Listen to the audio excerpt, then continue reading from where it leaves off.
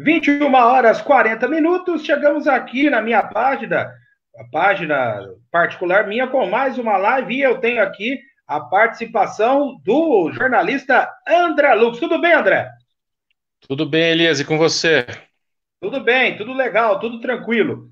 Ô, André, é, essa pandemia, ela gera alguns desdobramentos que podem ser discutidos.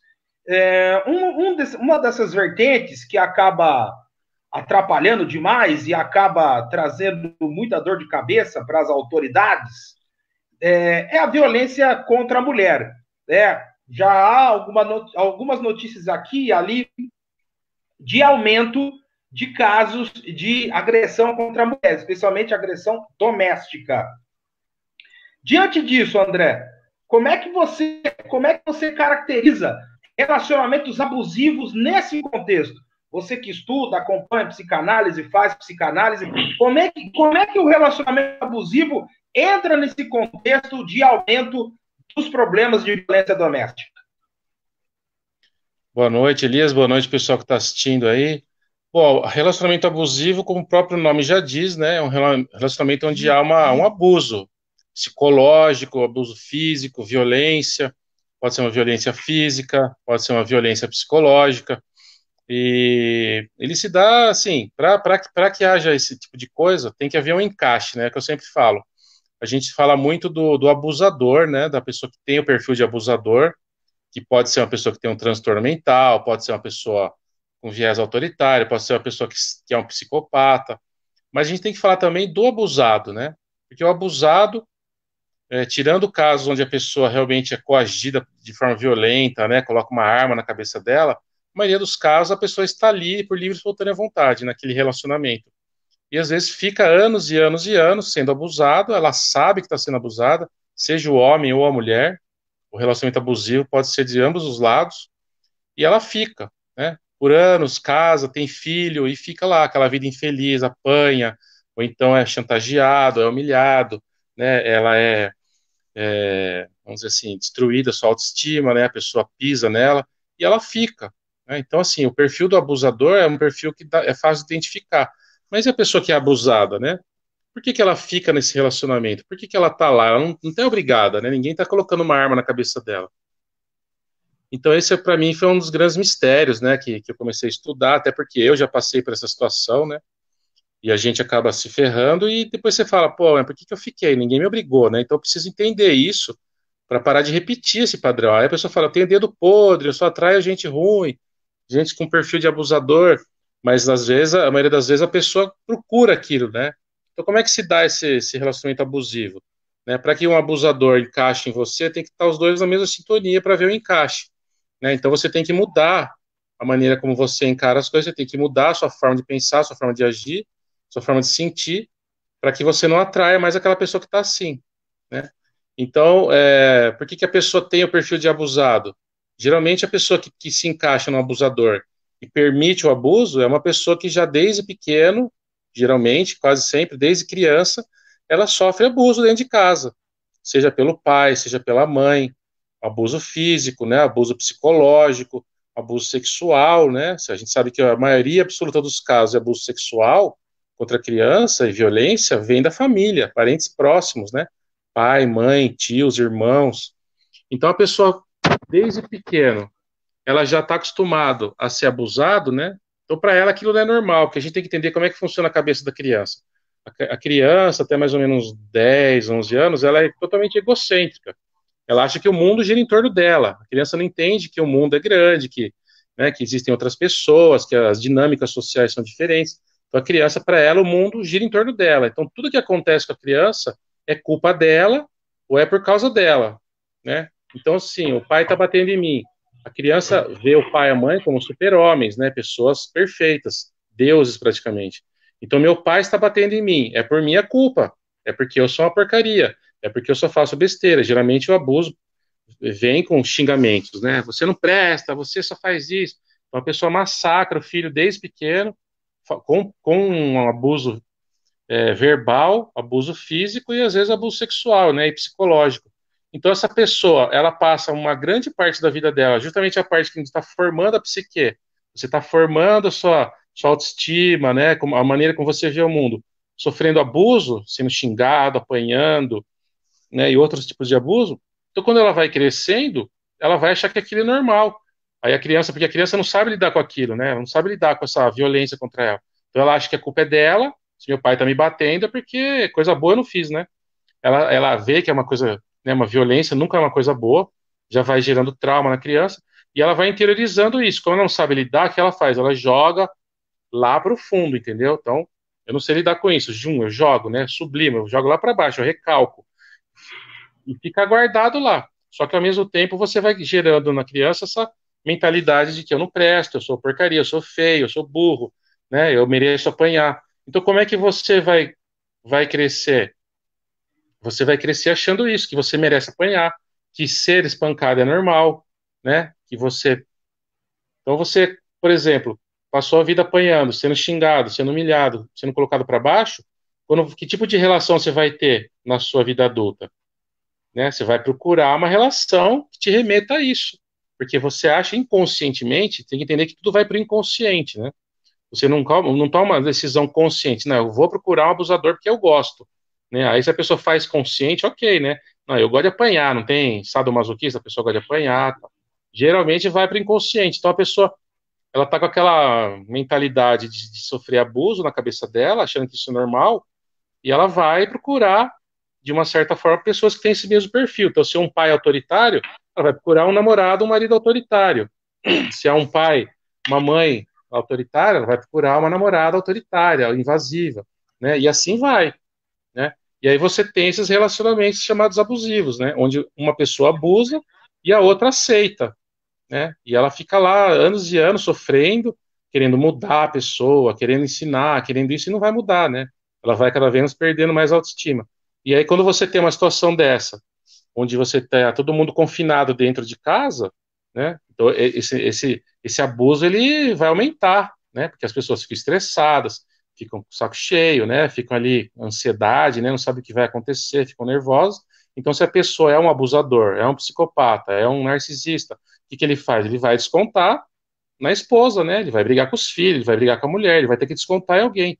Então é óbvio que relações desse tipo, quando confinadas por muito tempo, acaba gerando, né, mais conflito, mais problema, né?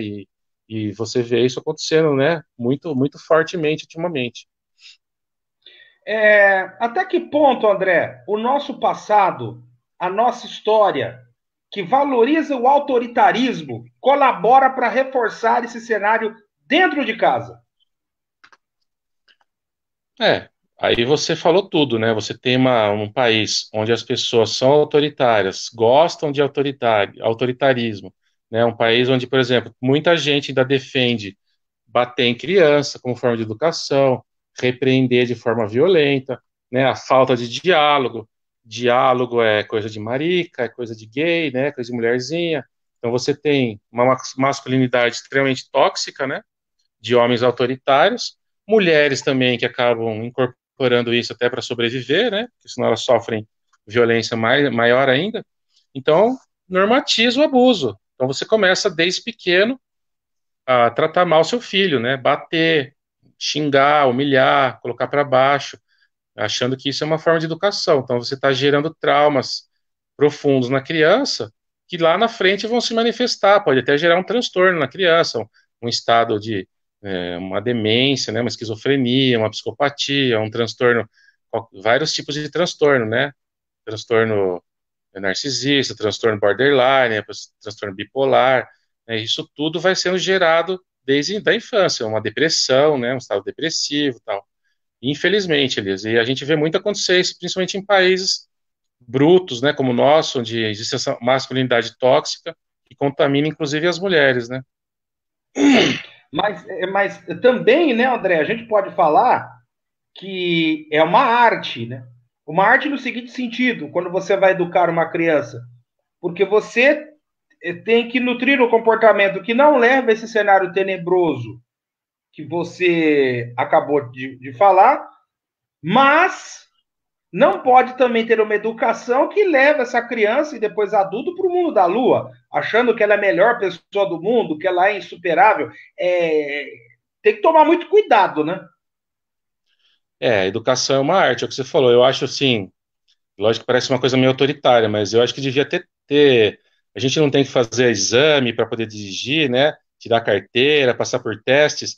Eu acho que paternidade e maternidade devia ser assim também, sabe? Devia ter um teste, devia ter uma preparação, porque tem pessoas que não têm condição de ser pai e mãe, né? Não é porque a maternidade é uma coisa inata, não é uma coisa inata. Ter filhos é uma coisa inata, gerar filhos é uma coisa inata. Agora, educar, criar filhos não é uma coisa inata, entendeu? Tem mães que não têm condições nenhuma de ter filho.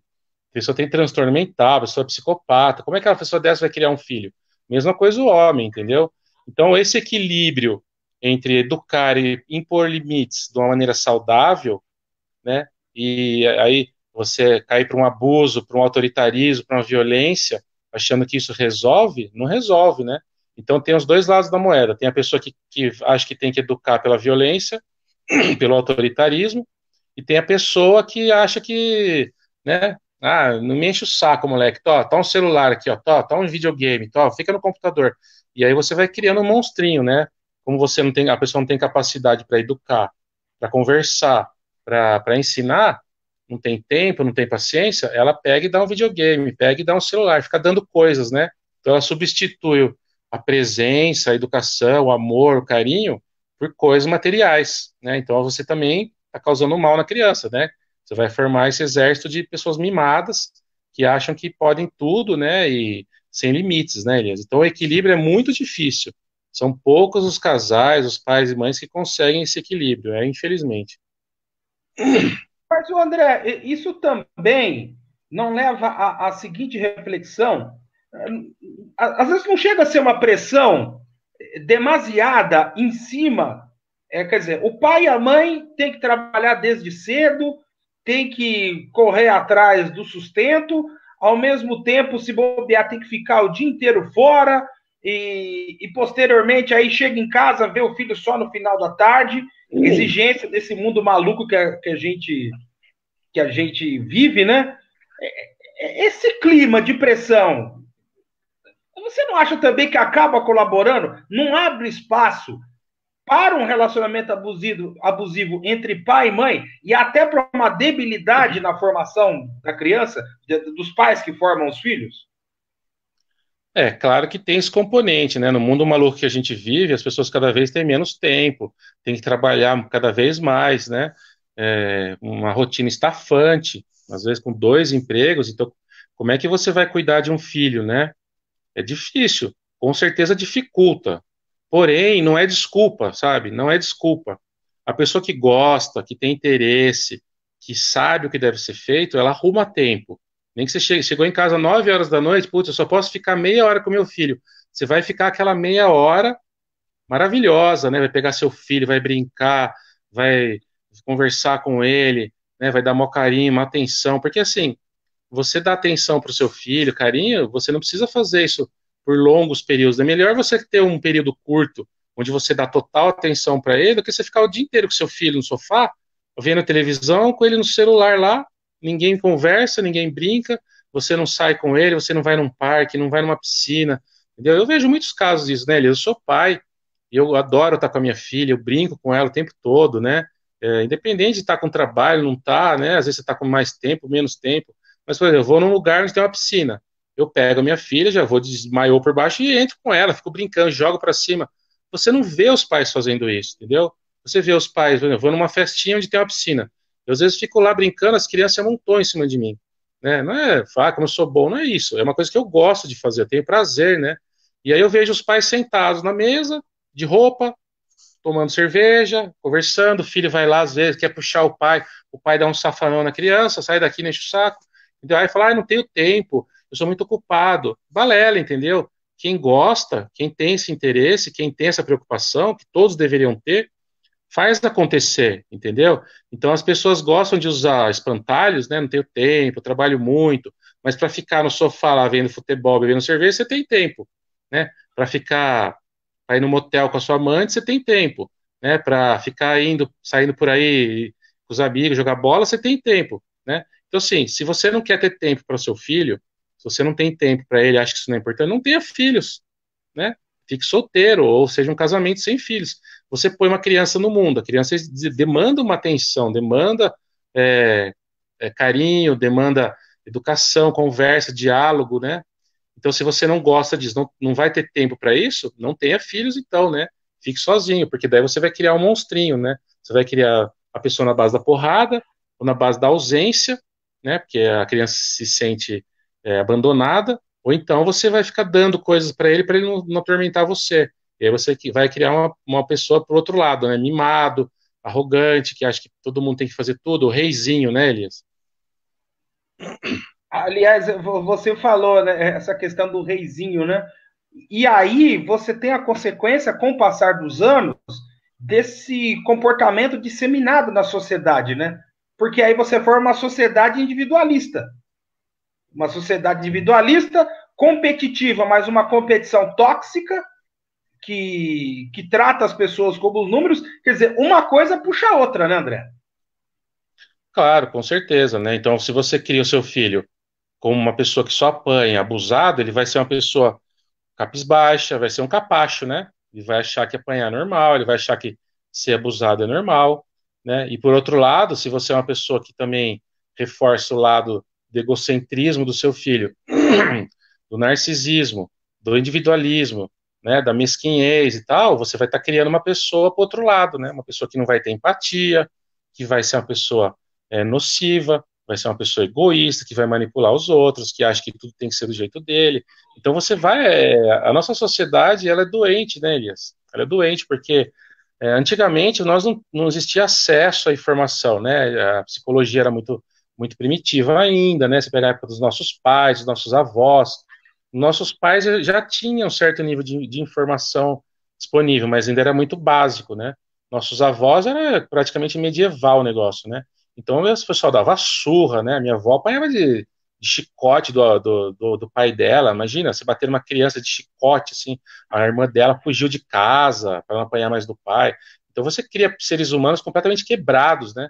Completamente desequilibrados mentalmente, que daí vão ter filho, uma pessoa que apanha desde pequena, o que ela vai fazer quando ela cresce? Ela vai bater, né? Ela vai bater também, porque ela acha que bater é normal. Então eu vejo muita gente que fica defendendo a violência contra a criança e aí fala assim: não, mas eu apanhava quando era criança, eu não tenho problema nenhum. Eu sempre falo assim: isso daí só um psiquiatra, um psicanalista, um psicólogo pode dizer, meu amigo, porque ninguém sabe, né? Você pode ter mil problemas aí e tá disfarçando, né?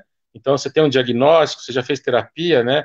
Não tem uma pessoa que eu conheço que não faz terapia, começa a mexer nas feridas, que não desaba, entendeu? Que não tem contato com um monte de coisa que está guardada lá, que faz ela sofrer, e muitas vezes ela nem sabe, né? Porque você age. Quando você não traz tudo isso para o consciente, entende, formula isso, quem que domina você? É o inconsciente. Então é o que eu sempre falo, por exemplo, você tem uma situação de violência que você sofria na sua casa, uma situação de abuso. Você é um adulto, né?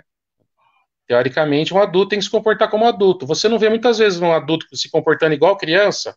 A gente vê direto isso, né? A pessoa faz birra, tem ataque histérico, né? Surta, aqueles.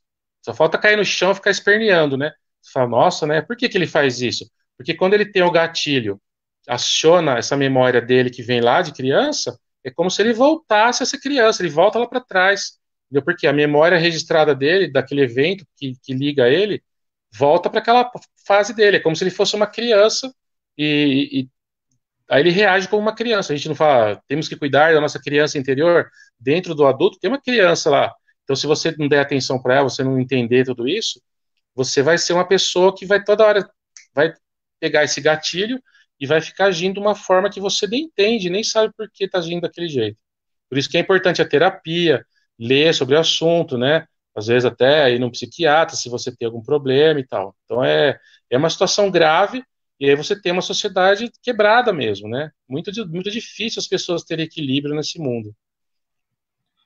Agora, o que eu acho interessante disso tudo, André, você até teceu, enumerou alguns argumentos de quando a gente já abordou algumas vezes aqui, eu já abordei com você várias vezes essa questão de violência contra crianças, de pais que batem em crianças, e você até falou algumas frases aí de passagem que os pais, né, eles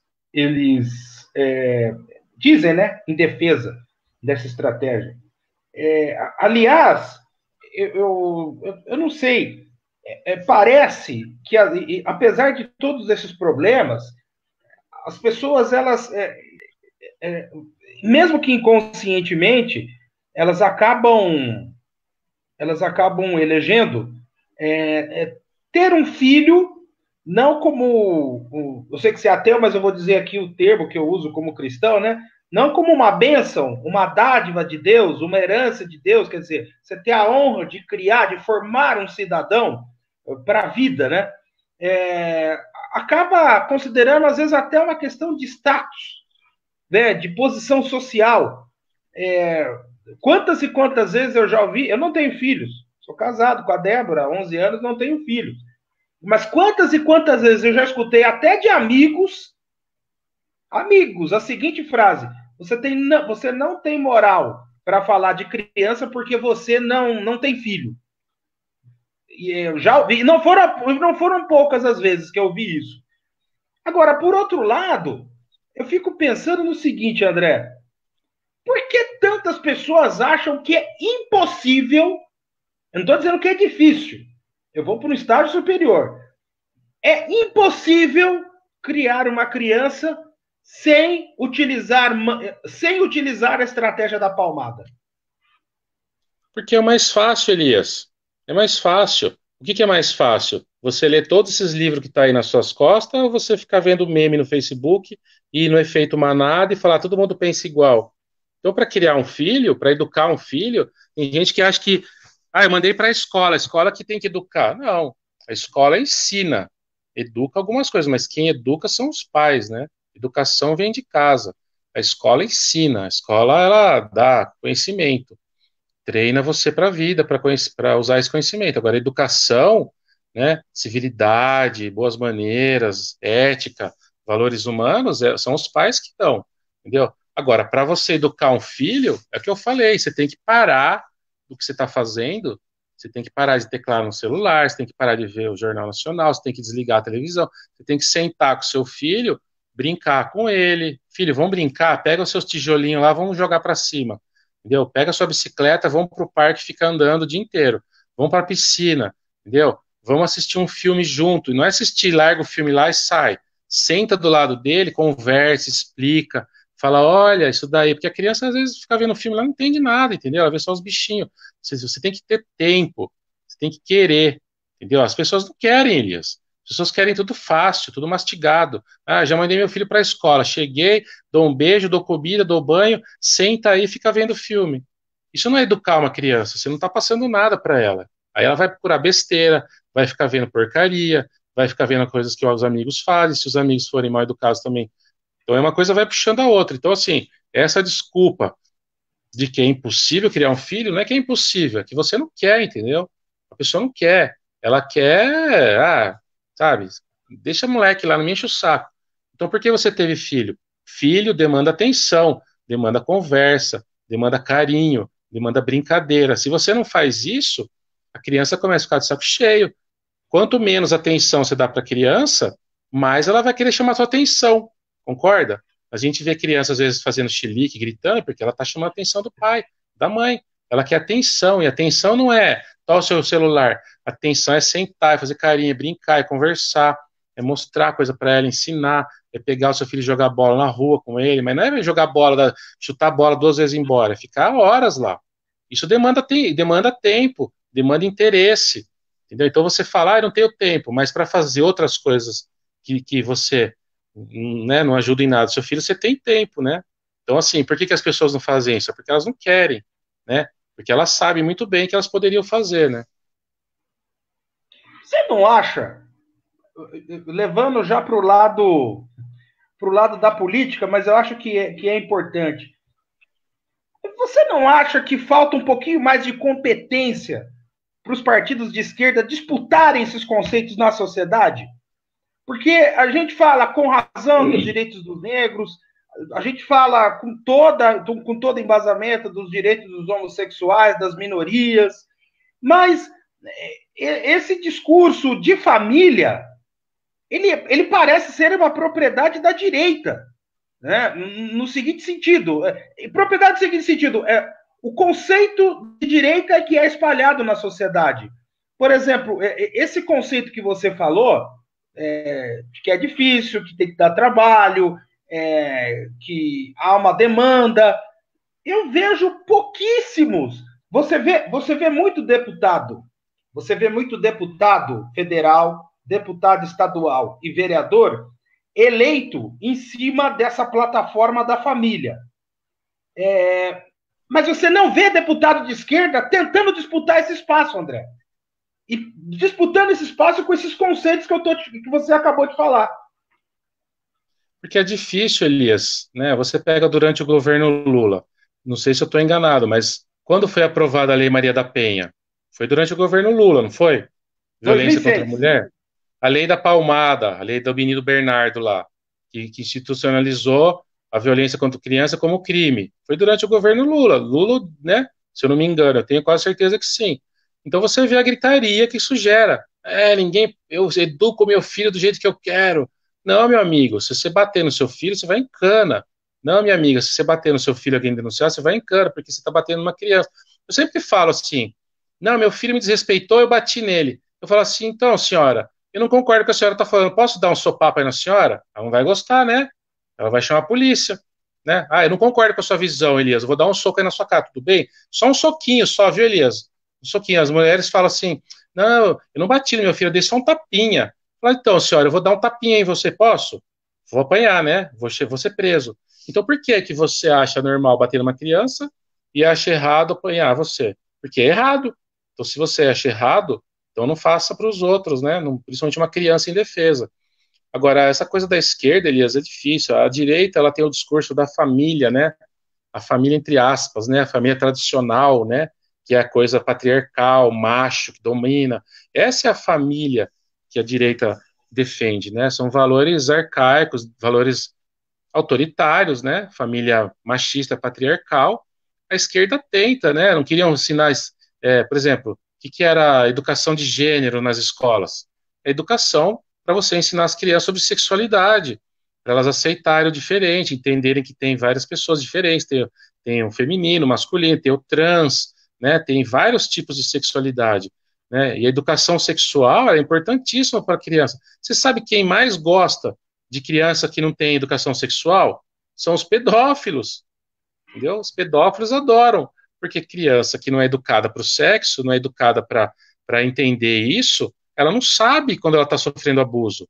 Então vem uma pessoa, um professor, um tiozinho da cantina, o verdureiro, o tio, né, o pai, o irmão, a mãe, o vizinho, o amigo do pai, chega e começa a passar a mão na criança, colocar o dedo, a criança, ela se sente mal, porque ela se sente invadida, porém, ela não tem informação para lidar com aquilo. Ela muitas vezes nem conta para os pais, porque ela ainda vai achar que a culpa é dela, né? Porque o pedófilo, o abusador, ele faz a pessoa, né, ele vai abusar de você e vai falar: se você contar para seu pai, eu te mato. Nossa, isso aí é culpa sua, você que fica me provocando. Então a criança fica morrendo de medo, não conta para ninguém, né? E aí ela vai gerando trauma. Então, assim, a esquerda é muito difícil para a esquerda, com tanta coisa para lidar, Elias.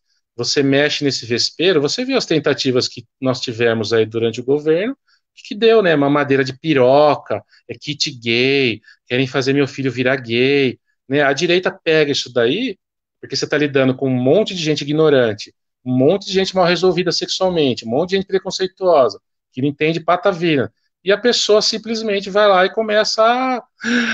Vou ensinar meu filho a ser gay, mamadeira de piroca, kit gay. Então, assim, houve tentativas, né? Houve tentativas, só que foram usadas contra a esquerda mais ainda, né? Para satanizar, para criminalizar, para mostrar a esquerda como um bando de degenerados, de tarados, né? De pedófilos, né? Então, você tem esse movimento da sociedade reacionária e conservadora, principalmente dos homens, em disseminar esse tipo de coisa, né? Infelizmente. Bem, pelo cenário que você descreve, se há dificuldade de fazer contraponto, esse cenário, especialmente doméstico, tende a piorar cada vez mais. Sim. Piora porque quanto mais estresse você passa, mais a sociedade vai te empurrando para uma condição aí, né? A gente, principalmente agora, com essa situação do vírus. né? As pessoas estão em dificuldade financeira extrema, perdendo trabalho, empresários quebrando, pessoas sendo demitidas a rodo, né? E aí você está dentro de casa, confinado, com uma pessoa ali que você nem gosta, né? Sua mulher, seus filhos, que você está acostumado a ver pouco, interage pouco, então tudo bem, né? Não gera tanto estresse. Agora você tem que ficar o dia inteiro com aquelas pessoas, as crianças pulando na sua cabeça, né? Porque você não pode mandar para a escola. Fica na sua casa de vez em quando, só nas férias, né? Aí agora tá lá 24 horas pulando na sua cabeça. As pessoas têm uma tendência a surtar mesmo, entendeu? Aí o pior lado, o lado sombrio, vem à tona, né? E aí começa todo mundo se bater, né, Elias? E mudando para outro assunto, que é um assunto que me interessa muito, que eu acho que deve existir pouquíssimas pessoas nesse país que não tenha tido ou não tenham um histórico de depressão. E, André, esse baixo astral que está reinante no país colabora muito para ampliar o espectro, né? O contingente de pessoas com diagnóstico de depressão, hein? É, com certeza, né? Aí a gente precisa diferenciar a depressão mesmo, a doença, da tristeza, melancolia, da preocupação, né? Porque é uma confusão muito grande. Então a pessoa, eu terminei um namoro, eu perdi meu emprego, eu tô triste, eu tô com depressão. Não, nem sempre a pessoa está com depressão, né? A depressão é uma doença mesmo, né? É uma doença que causa alterações químicas do cérebro, principalmente em relação aos neurotransmissores, né, que são os que transmitem os impulsos nervosos entre as células. Então, a pessoa que está com depressão está com um problema no cérebro. O cérebro dela começa a funcionar de maneira falha, né? Então, o depressivo ele começa a perder a vontade de viver, ele começa a ficar num estado de letargia, ele perde totalmente a libido sexual, ele não consegue dormir ou dorme demais, né? Ele fica com uma falta de energia, ele começa a se culpar. É um quadro tenebroso, né, Elias? Tenebroso, né? Começa a pensar em suicídio, o suicídio vira uma coisa normalíssima, né? E a depressão, geralmente, aqui, pela química da depressão, é uma falta de dopamina e serotonina, né? E aí isso daí dá problema lá nas sinapses do cérebro. E aí a pessoa fica com um estado depressivo. E aí como é que você vai tratar isso? Você tem que ir no psiquiatra, tem que ser diagnosticado, tem que tomar remédio, é um tratamento difícil. E a depressão, a pessoa que está com depressão, eu até brinco, né? Lógico que não é isso, né? Mas a depressão, ter depressão é às vezes muito pior do que ter câncer. Porque o câncer, tô com câncer, nossa, uma comoção, os parentes vêm, né? Levam sopa na sua casa, levam você para o hospital, né? Você tá lá com quimioterapia passando mal, o pessoal te abraça, te leva, te carrega. Você tá com depressão, o pessoal fica de saco cheio de você, te trata mal. Pô, levanta da cama, vai jogar bola, vai trabalhar. Você tá ali, a pessoa tá ali, não consegue nem se mexer às vezes, né? Ela não tem força, porque o corpo dela é uma doença, entendeu? Não é, lógico, não é igual ao câncer, mas é uma doença igualmente diagnosticada, entendeu? Então você fica exigindo da pessoa fazer coisas que o corpo dela já não consegue fazer, né? E aí você tem uma sociedade de consumo exacerbado, onde você precisa consumir tudo. Aí eu preciso ter um celular novo, eu preciso de um carro novo, eu preciso de uma roupa nova, eu preciso fazer botox, eu preciso estar lindo, eu preciso botar minha foto no Facebook. Ai, meus amigos estão tudo felizes, eu não tô. Tá todo mundo rindo no Instagram e eu tô triste. Então você tem uma pressão violenta da sociedade, né, para ser feliz, para ser produtivo, para ter sucesso, para ter dinheiro. Quem consegue isso, né? São pouquíssimas pessoas que conseguem chegar a esse patamar, e mesmo assim não quer dizer nada, né? Tá cheio de nego rico, milionário aí que se mata, tem depressão, ator de cinema, né? Robin Williams não se matou, você fala, como é que pode um ator, né, de Hollywood, ganhador do Oscar, milionário, se mata? Porque o cara tem um quadro de depressão, né? Agora, a depressão é assim, pelo que eu conheço, eu não sou especialista, né? Isso é uma coisa mais médica, mas como eu já tive e me interessei muito pelo assunto, né, a depressão, assim, pelo que eu saiba, a pessoa já tem que ter uma predisposição genética para ter depressão. Então, a pessoa já tem dentro dela um gene da depressão. Então, tem os gatilhos, né? Perdeu o emprego, acabou o casamento, morreu alguém da família, sofreu um acidente. Isso é um gatilho que, pum, aí pode dar esse problema no cérebro, e aí a pessoa que já é uma pessoa meio melancólica, tal, aí ela entra num quadro de depressão, né? E aí, se ela não tiver uma ajuda de um parente, de um amigo, de uma pessoa que pega ela, recolhe ela, leva para o médico e vai tratar mesmo, com remédio e tudo, a pessoa fatalmente se mata, entendeu? ou ela fica num estado de depressivo constante, onde ela fica meio funcional, mas aí ela vai perder emprego, ela vai afastando familiares, ela termina um casamento, né, por causa desse quadro. É muito triste, viu, Elias? É muito triste mesmo. Geralmente, André, as pessoas que são depressivas ou que sofrem, né, dessa doença, elas têm outras pessoas para detonar, como você diz aí, o gatilho, né? O gatilho da convive com pessoas opressoras, pessoas até incompreensivas com a situação da pessoa. Eu não quero falar do depressivo, eu quero falar do outro lado. Por que que essas pessoas opressoras têm tanta dificuldade de reconhecer que elas fazem mal a outras pessoas? É lógico, antes de você responder, eu sei que tem os sociopatas, eu sei que tem os psicopatas, existem todas essas personalidades com anomalias profundas. Mas às vezes o cara não tem tudo isso e faz isso costumeiramente. Por que que ele não consegue detectar esse comportamento? Aí são duas coisas, né? Primeiro, a falta de informação. Então, por exemplo, depressão é uma doença pouquíssimo divulgada. As pessoas não têm informação, não entendem. Então, quando uma pessoa próxima elas caem em depressão, elas ficam de saco cheio, porque a depressão é um estado que você fica literalmente catatônico, você não quer sair da cama. Então, você se torna uma pessoa chata, né, irritante, né? Então, a pessoa está ali com o saco cheio, com os problemas da vida. E aí o irmão está na cama lá que não se mexe, o marido está em depressão, não consegue ir para trabalhar, não consegue fazer nada, não transa, não te procura, né? Ou a mulher também é a mesma coisa. Então você já, como você não tem informação, você vai achando que aquilo lá é frescura, né? E aí a pessoa faz o quê? Ela faz você se sentir pior, né? Ela trata você como se, pô, vai trabalhar, vai dar uma volta, vai jogar bola com seus amigos, entendeu? Aí a pessoa que está ali naquele estado, que é uma doença, né? Ela se sente duplamente mal, né? Porque ela tá sentindo toda aquela coisa horrível, aquela aflição, e ao mesmo tempo ela se sente culpada ainda, né? Por estar daquele jeito, porque bastava ela ir jogar bola, né? Porque o meu marido tá mandando eu jogar bola, a minha esposa tá mandando eu jogar bola. Por que que eu não vou jogar bola? Pô, porque eu sou uma porcaria, né? Então você puxa mais ainda o gatilho, joga a pessoa mais para baixo, né? E aí tem o outro lado também que, convenhamos, né? Falta empatia, né, Elias? As pessoas hoje estão cada vez mais egoístas, cada vez mais narcisistas, e elas não querem saber de gente com problema perto delas, né?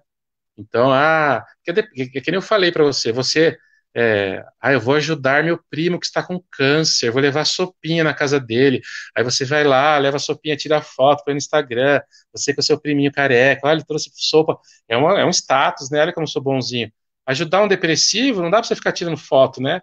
Não dá para você mostrar, não dá para você sair por aí falando. Então a pessoa, eu não vou ajudar, entendeu? Que se dane. Então tem esse lado do egoísmo, da falta de empatia, né? Da falta de compaixão com o próximo, né? Então, que frescura, sabe? Além da você casa a desinformação com esse quadro de falta de empatia, né? Então, muitas vezes a pessoa até tem informação, sabe o que que é, mas como não é com ela, né? Então ela simplesmente ignora o outro, ou trata mal, né? Só quem teve depressão mesmo para saber o que que é. É um negócio monstruoso, assim. Eu lembro que eu tive depressão fodida, fiquei não sei quantos meses nesse estado. Era como se eu tivesse a sensação que eu tenho hoje. Lembrando, assim, eu estava num quarto escuro, fechado num canto, assim, vendo minha vida passar na televisão, assim, longe, como se tivesse outra pessoa no comando, um pensamento alienígena, como se, né? Então você não está mais no comando do seu corpo, você mal consegue formular pensamentos racionais, né? E aí você é massacrado por pessoas que estão à sua volta, que te abandonam, que te tratam com desdém. Então é um quadro, para você sair disso é complicadíssimo, Elias. Bem, eu pensei, né? Eu também tenho diagnóstico, já tentei várias vezes fazer terapia, parei por questão financeira, recomendo que as pessoas façam se elas tiverem condições. Aliás, eu acho que psicólogos, psiquiatras, eu acho que deveria ser uma política pública de massa, de massa, de massa, de massa. As pessoas deveriam ter acesso a uma vez por semana, pelo menos, falar de suas angústias, dos seus tormentos, é, né, etc. E aí, André, eu fico. Já falei, eu tive, tenho, trato. E aí, quem é jornalista como eu, até como você, A gente vive numa situação muito delicada, muito no fio da navalha. Por quê? Porque a gente lida com informação todos os dias, com a informação, com a repercussão da informação, e geralmente você tem que assistir e você tem que absorver esse feedback, e isso acaba lhe fazendo até pior, né? Quer dizer, eu vou apostar com você, quando passar essa crise aí, o que teremos de jornalista nas grandes empresas de comunicação pedindo licença, que vai ter histórico de depressão, de síndrome do pânico, é uma festa. Vai ser uma festa, mas é uma festa macabra.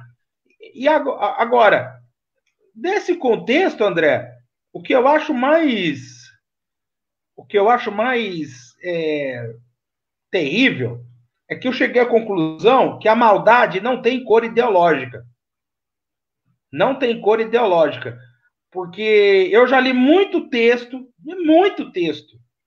Lógico, já li vários textos de pessoas conservadoras que eu me senti mal assim que acaba de ler o texto.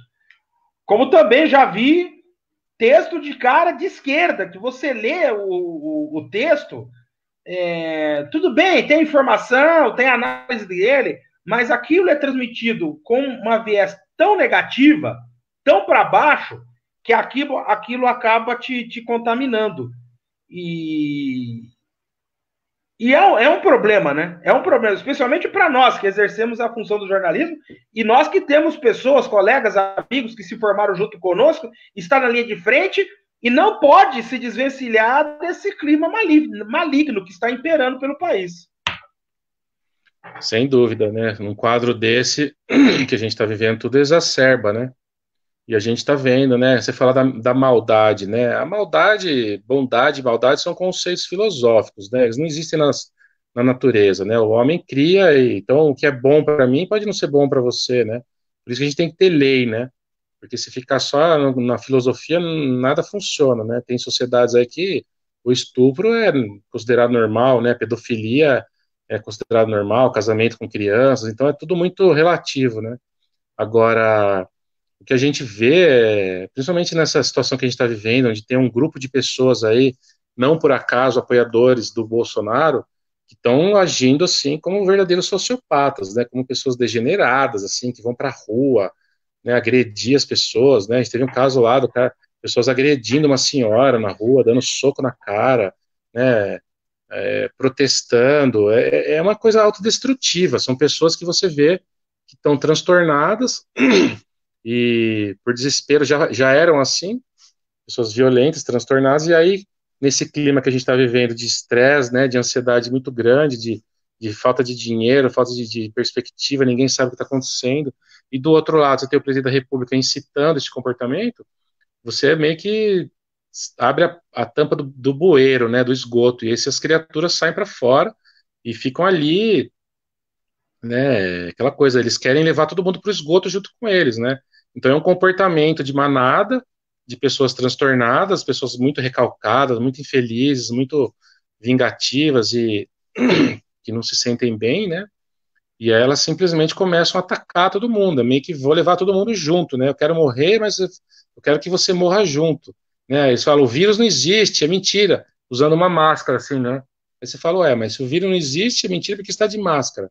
né, porque, né, então é uma coisa aberrante, né, e é muito disso que a gente está falando, né, uma sociedade, essa sociedade a qual a gente conheceu, ela está entrando em colapso, né, eu acho que esse vírus aí, ela já estava entrando, mas o vírus foi um catalisador muito grande, né? Porque o que vai sair daqui para frente, né?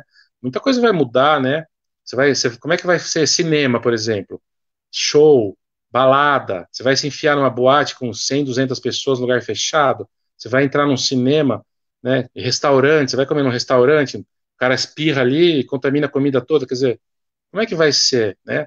Nós estamos num momento de total dúvida, sem saber o que vai acontecer, isso geralmente tem a tendência de pôr para fora o pior das pessoas, né? Então as pessoas estão super mega agressivas, estão cada vez mais malucas, principalmente esse grupo de pessoas aí que já tem uma verve violenta e que tem na presidência da República hoje uma pessoa que estimula isso, né? Então, o que que vai ser disso, eu não sei, vai ser bem complicado, assim. Agora, terapia, fazer uma terapia, um psicólogo, um psicanalista, buscar um psiquiatra se você achar que tem um problema que pode ser resolvido com droga, eu acho que é recomendável para todo mundo. Todo mundo precisa, né? Tipo, mas eu não sou louco. Não existe isso de louco, né? Louco todo mundo é, né? Louco todo mundo é. Você precisa só entender a sua loucura, lidar com ela, descobrir se você não tem, às vezes, um problema físico e tentar resolver isso, né? Porque senão você vai sofrer a vida inteira, vai fazer os outros sofrerem e para onde nós vamos chegar desse jeito, né? E uma das medidas que é preciso levar em conta e adotar, André, pelo menos na minha concepção, é preciso selecionar as amizades e selecionar também até os parentes com os quais você convive. Porque senão vai servir muito mais de um motivo de aprofundamento do seu quadro de depressão do que do que uma convivência saudável.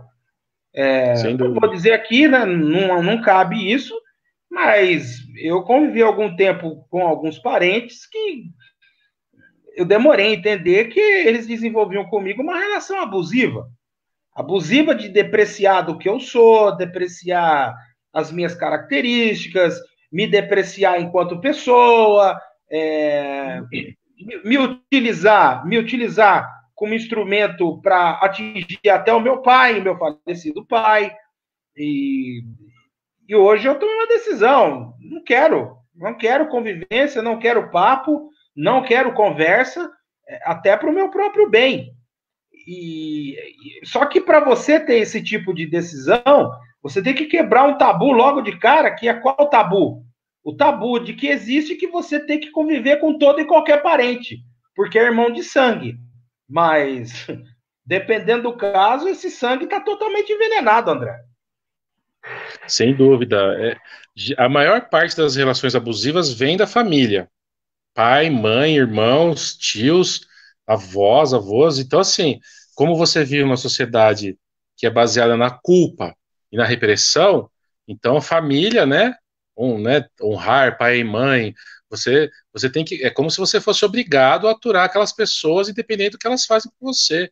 Então, na psicanálise, não que a gente estimule as pessoas a romperem laços, mas a gente tenta mostrar para a pessoa que se ela tem uma relação tóxica com o pai, com a mãe, com ambos, com o irmão, você tem que cair fora, você tem que se afastar.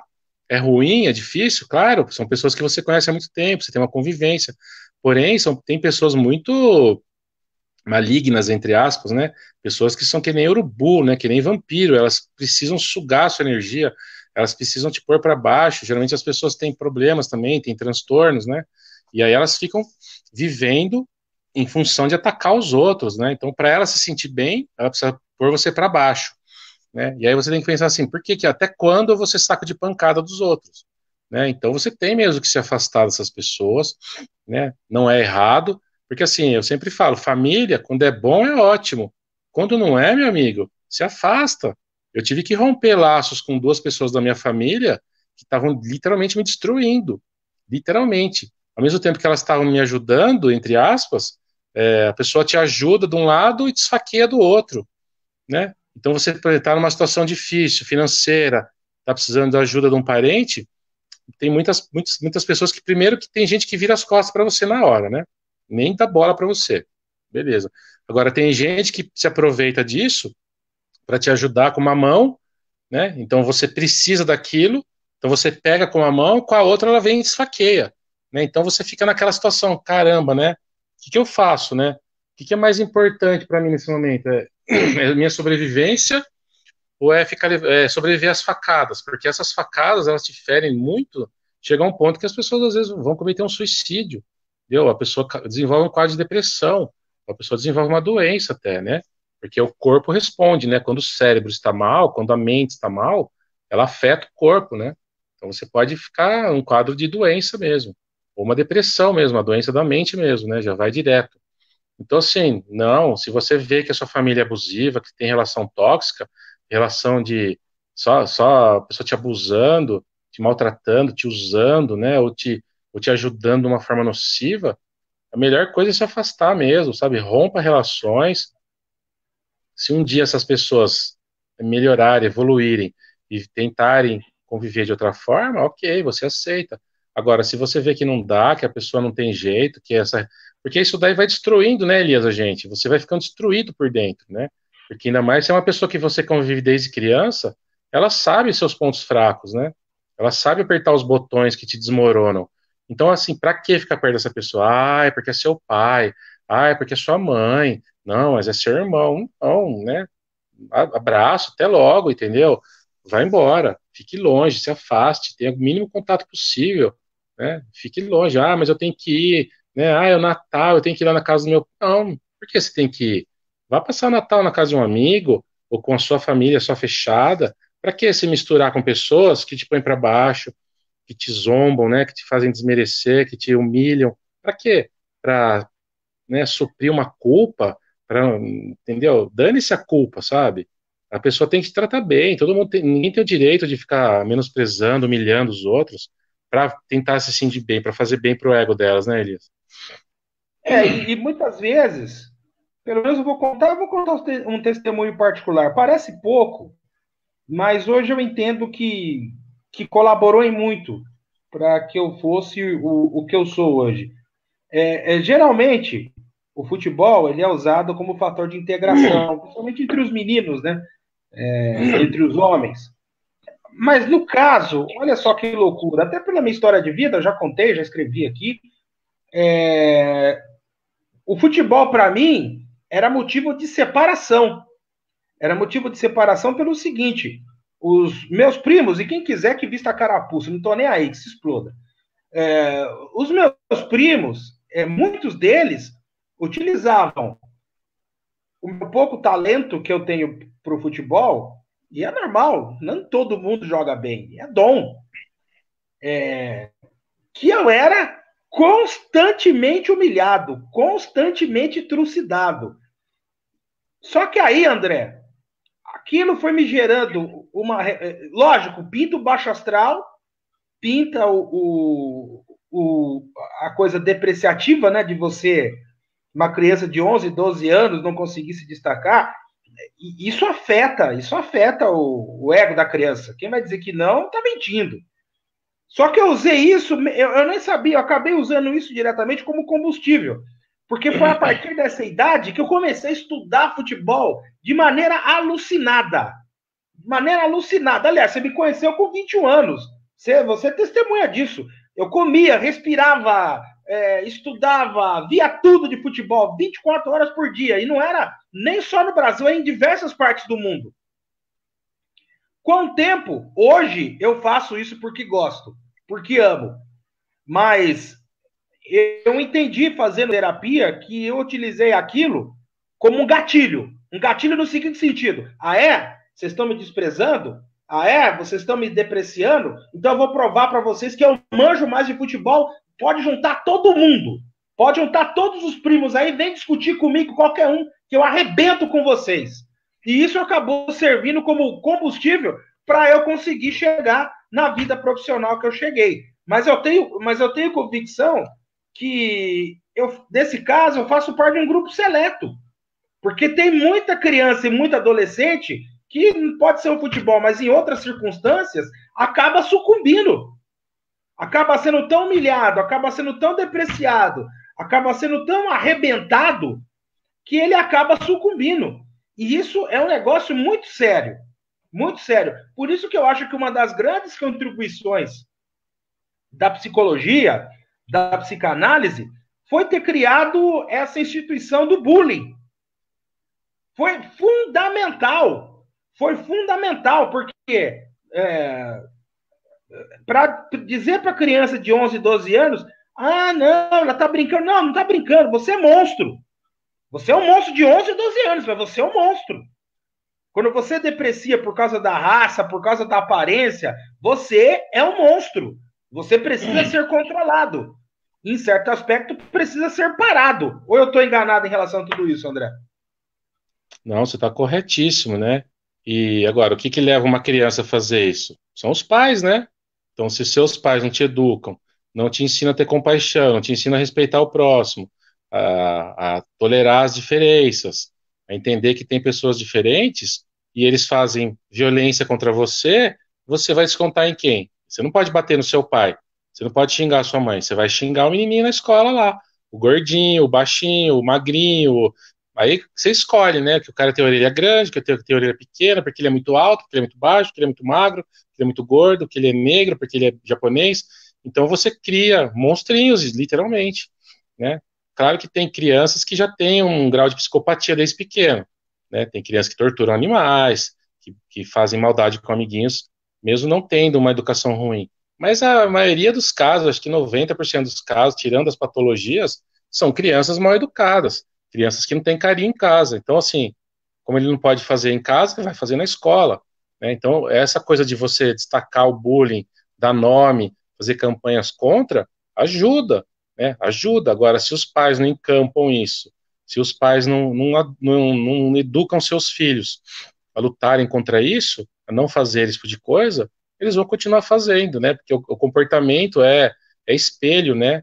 Você faz, a criança ela repete o que ela aprende em casa, né? Então, se ela vê o pai e a mãe brigando, ela vê o pai xingando a mãe, humilhando a mãe, ela vê a mãe xingando o pai, humilhando o pai, ela apanha do pai, apanha da mãe, ela vai fazer isso em algum lugar, ela vai descontar isso em algum lugar, ela vai fazer na escola, né? Então, a minha mãe xinga meu pai, então eu vou xingar você. Meu pai me xinga, então eu vou xingar você.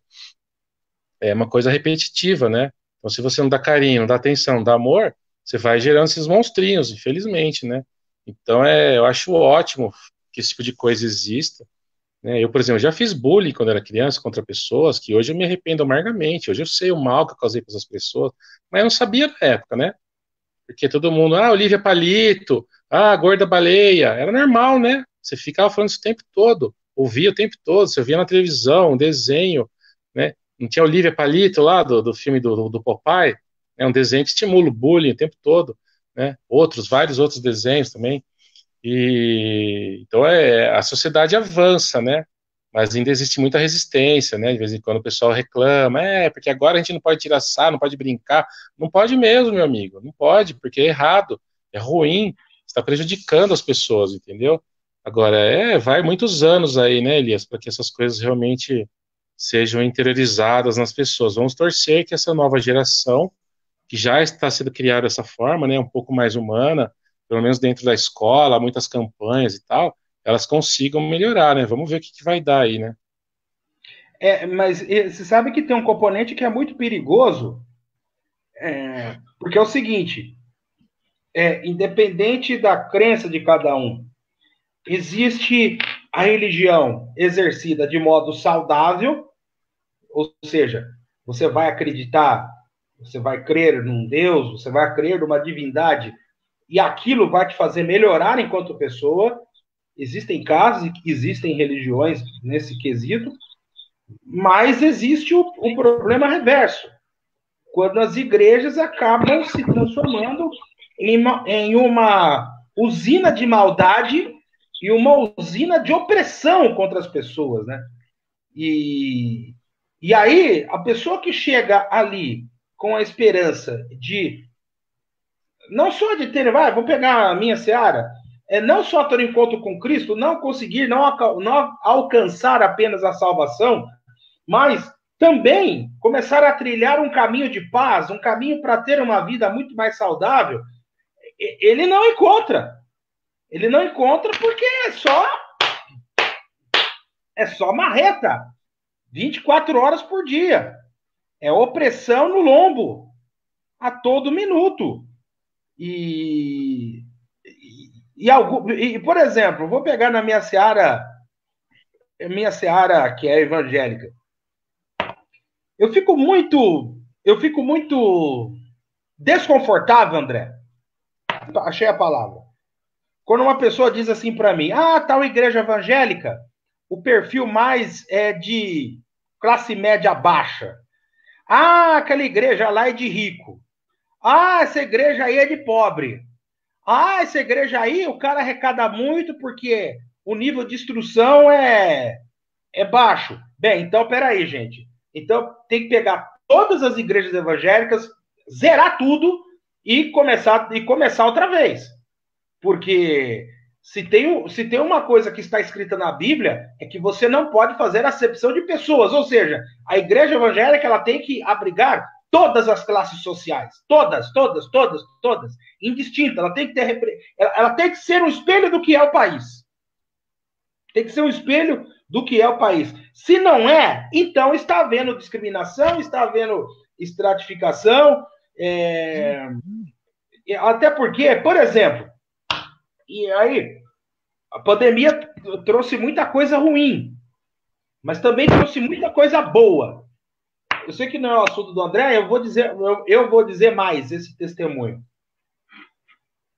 Muitos pastores estão desesperados, estão aflitos em relação ao dia seguinte. Ah, porque não abre? Ah, porque não... a igreja vai quebrar, tal. Ele não vai falar para o fiel. Mas a verdade é que essas igrejas, elas fincam a sua estrutura e a sua existência e o seu alicerce em uma estrutura de arrecadação e de transformar a religião em show, em entretenimento. Eu garanto aqui, viu, André? Igrejas que têm sentido de comunidade,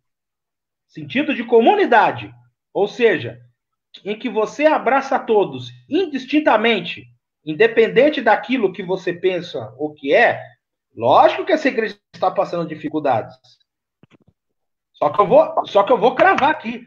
Essa igreja não vai perder um fiel, porque o sentido dela está no sentido de comunidade, em que todos estejam juntos, independente se for numa tela de computador, como a gente está fazendo aqui agora, ou se for presencialmente num culto. Quer dizer, quando, ó que loucura, hein? Quando o vírus pede para todo mundo ir para casa, aquela igreja que tem uma estrutura baseada na arrecadação, ela desaba. Ela desaba porque ela está fincada num castelo de areia. Então, não se iludam. Tem igreja evangélica boa? Tem muitas.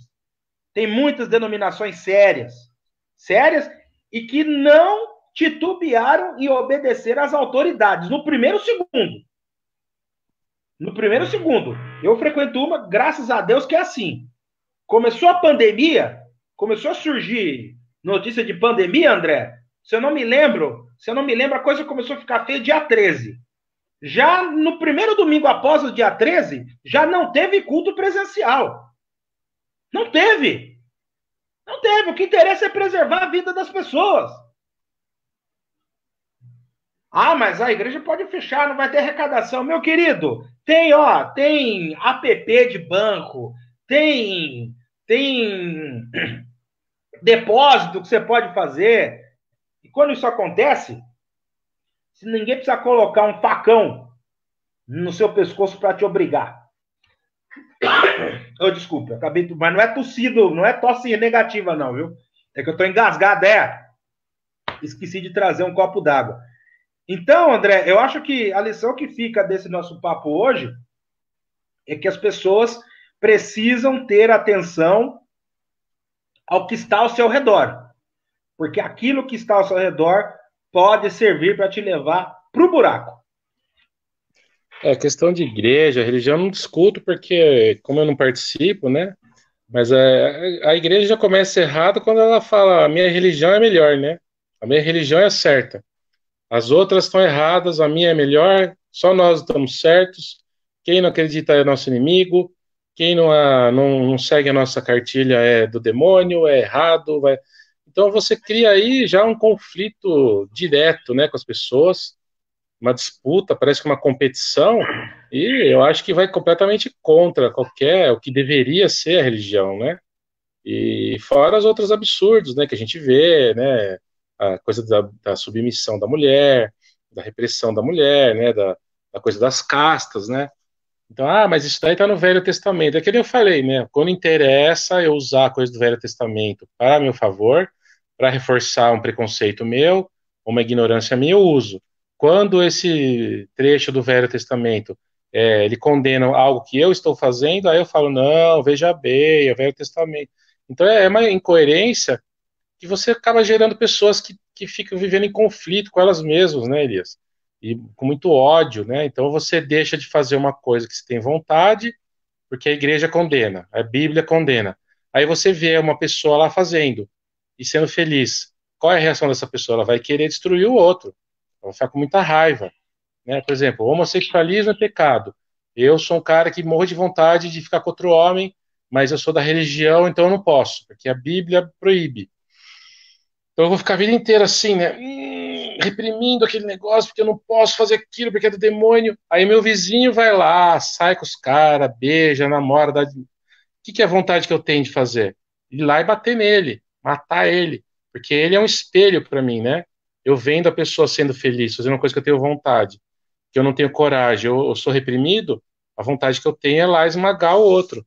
Então você já gera esse comportamento de manada que vai fazendo as pessoas se odiarem, né? Se odiarem, se odiarem, se odiarem. E essa coisa da religião de ficar só pensando em dinheiro é muito triste, né? Muito triste, né? Até eu acho que as pessoas deviam se conscientizar, né? E parar de ficar fazendo esse tipo de coisa, né? Porque eu acho que vai completamente contra as palavras aí que tanto pregam, né, Elias? Você que é um cara conhecedor, fica até uma aberração. Se a pessoa quiser dar, contribuir, tudo bem, né?